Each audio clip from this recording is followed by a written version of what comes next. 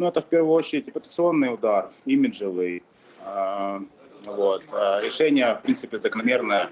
Мы видели, что и на Олимпийских играх в Рио легкоатлеты были не допущены под российским флагом к выступлениям. На зимней Олимпиаде, в принципе, вся команда была только под нейтральным флагом, имела возможность выступать. Я думаю, что на следующих Олимпийских играх в Токио будет такая же ситуация. Ну, а что это значит для спортсменов? 4 года запрет на участие. Это сломанные судьбы или как? Ну, смотрите, те спортсмены, которые смогут довести свою непричастность к этому скандалу, они все-таки будут иметь возможность представить себя под нейтральным флагом на тех же Олимпийских играх. А те, кто был каким-то образом запятнан в этом скандале, соответственно, уже вряд ли смогут выступать. А вообще, конечно, эта ситуация очень неприятная. Вот. И, конечно, на мой взгляд, те спортсмены, которые реально не были причастны к употреблению допинга и которые там ввиду различных ситуаций не смогут проявить себя на главных соревнованиях четырехлетия, естественно, это своего рода, можно сказать, что и спортивная карьера пойдет под откос, потому что, по сути, для нас, для спортсменов, выступление на Олимпийских играх – это самое важное выступление зачастую в наших спортивных карьерах. Ну вот в России заявляют, что это политическое решение, что нельзя наказывать огульно всех.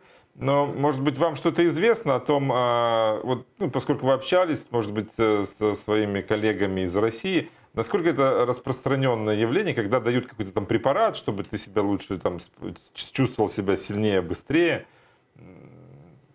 Вы знаете, я только со средств массовой информации узнал о том, что происходит, и что прям на государственном уровне некоторые структуры крышуют все это.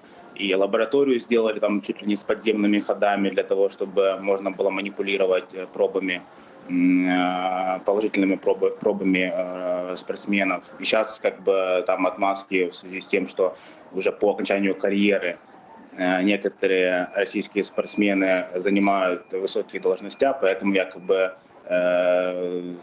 мы не хотим раскрывать их положительный результат для того, чтобы положительный результат допинг-пробы для того, чтобы не погубить их карьеру. Но это как-то смешно звучит. Вот. Для нас это нонсенс, потому как конкретно в нашей сборной идет борьба.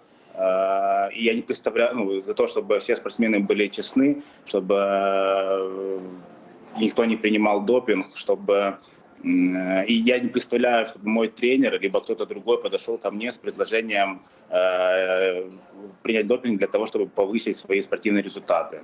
Ну, у нас и вид спорта совсем, он, скажем так, тут наличие какого-то допинга не даст стопроцентной гарантии поднятия результата, потому как таблетка тебя не научит делать приемы.